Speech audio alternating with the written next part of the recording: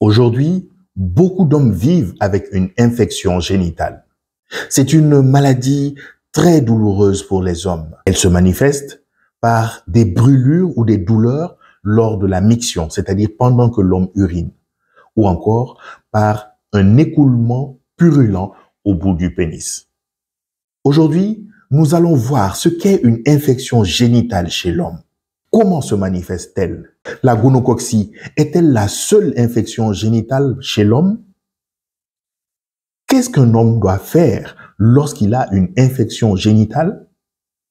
Et surtout, restez jusqu'à la fin, parce qu'à la fin, je vous donnerai ce qu'il faut faire pour éviter d'attraper ce genre d'infection.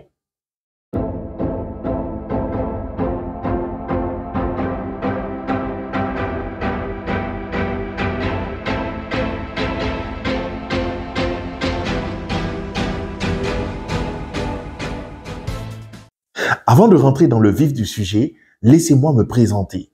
Je suis Luc Kabassadio, un diplômé dans le domaine de la biologie médicale, un passionné de la santé. Ma chaîne est là pour vous aider à comprendre vos analyses, mais également à vous donner des conseils afin que vous puissiez prévenir certaines maladies.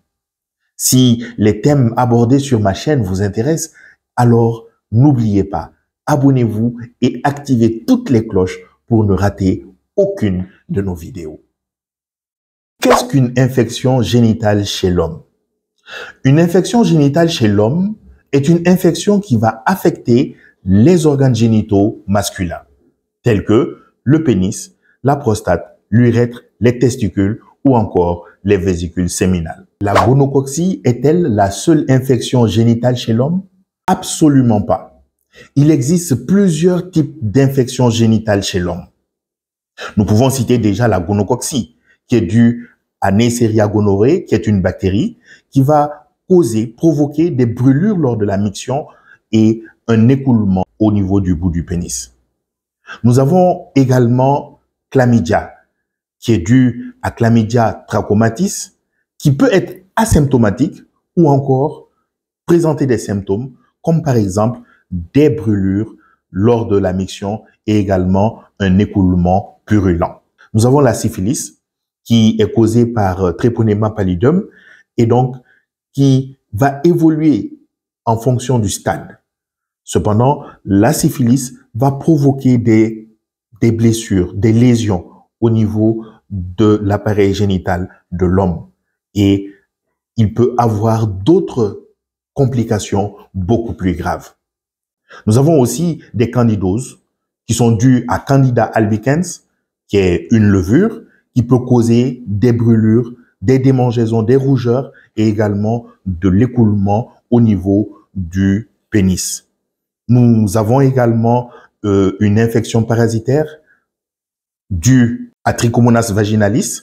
Donc, cette maladie va s'appeler la trichomonase, due à Trichomonas vaginalis et qui peut également causer des brûlures, des rougeurs et également de l'écoulement au niveau du bout du pénis.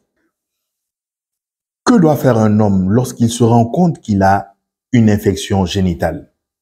Je dirais d'abord, ce qu'il ne doit surtout pas faire, c'est l'automédication. Nous venons de voir que ces symptômes ne sont pas spécifiques à une infection en particulier. Plusieurs infections peuvent avoir les mêmes symptômes. Donc, non à l'automédication. Ce n'est pas parce que mon ami avait les mêmes symptômes que c'est la même maladie et que le même médicament pourra agir également sur moi.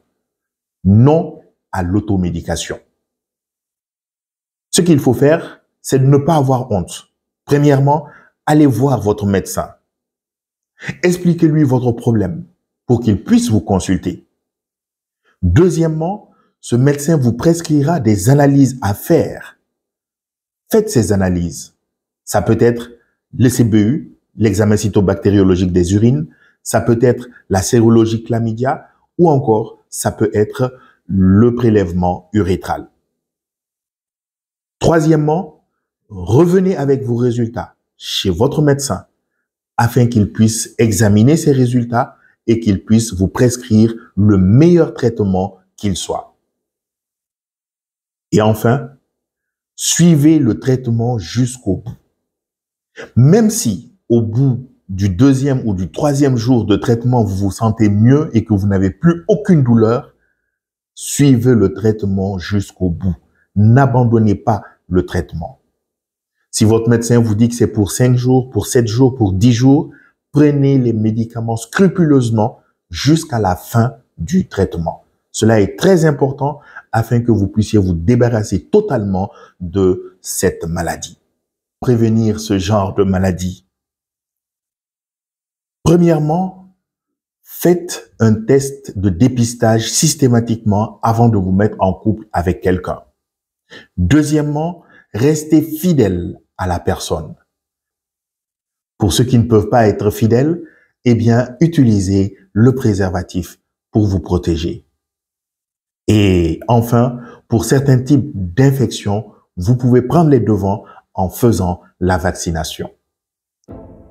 J'espère que ma vidéo a été d'une importance capitale pour vous. Eh bien, si c'est le cas, que vous avez apprécié cette vidéo, n'oubliez surtout pas, abonnez-vous si ce n'est pas encore fait, activez toutes les cloches de notification et partagez cette vidéo au maximum. Vous parviendrez ainsi à pouvoir participer à sauver des vies. C'était Luc Kabassadio et à très bientôt sur notre chaîne à la découverte du laboratoire.